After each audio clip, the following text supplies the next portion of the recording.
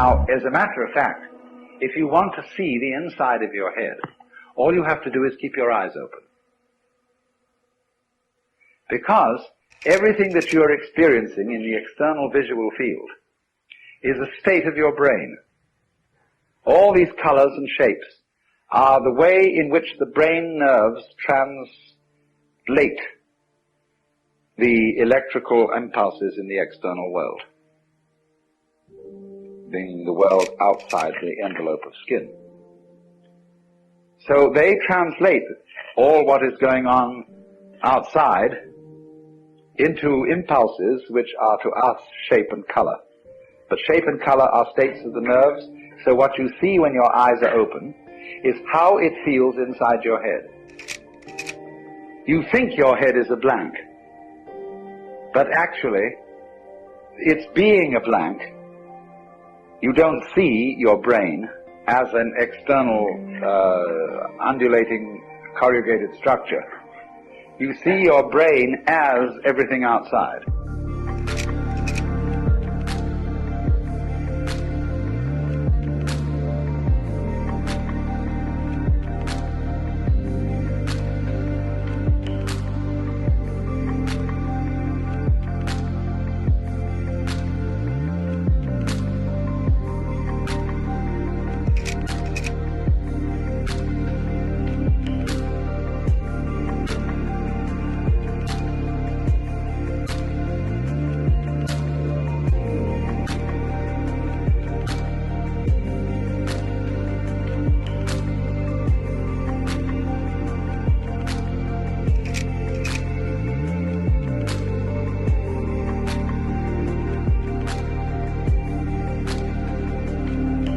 So in this way, the emptiness of one's head is the condition of seeing.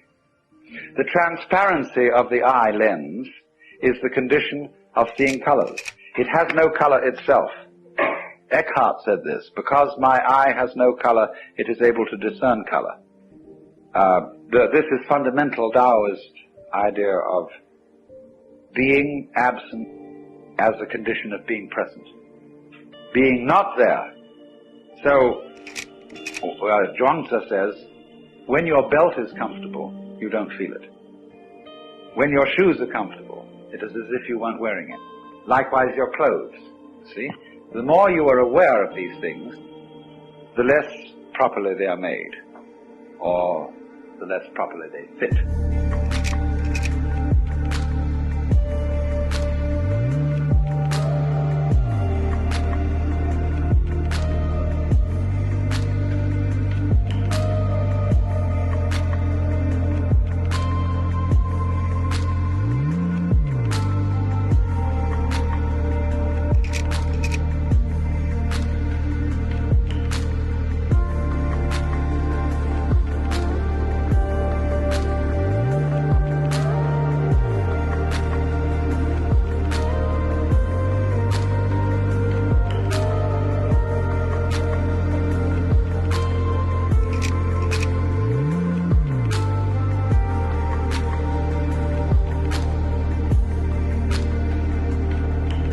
But we raise an objection to this, a very simple objection.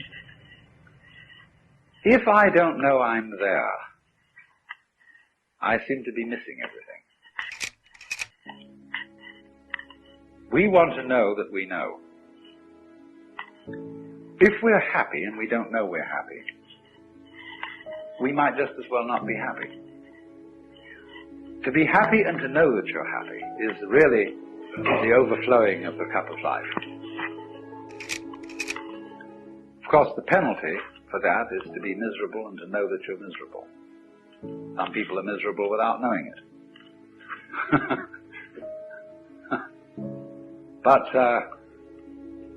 you know my limerick, there was a young man who said, though it seems that I know, what I would like to see is the eye that knows me when I know that I know that I know. And this is the great human predicament. The development of self-consciousness, the development of the possibility of reflecting upon one's own knowledge. And this is simultaneously a blessing and a curse.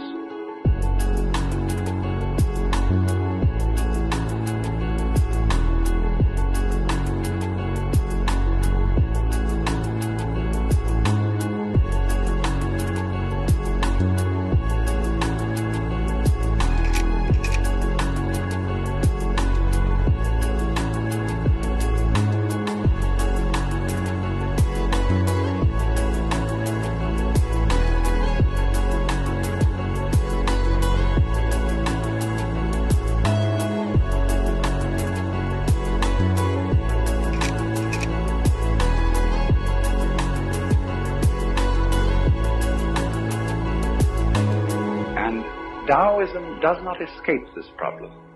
I mean, it doesn't avoid this problem, it deals with it.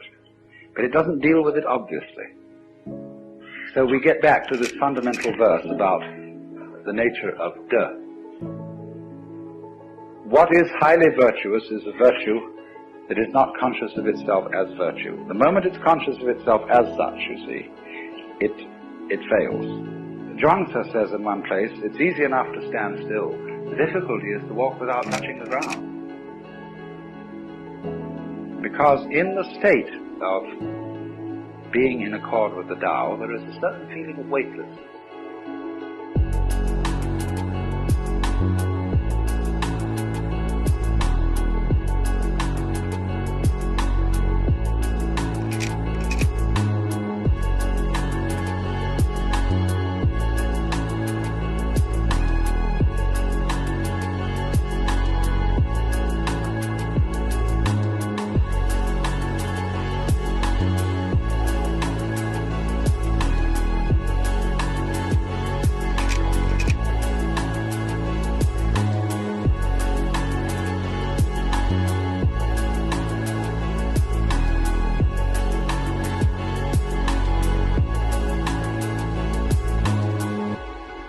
Parallel to the weightlessness that people feel when they get into outer space or when they go deep into the ocean.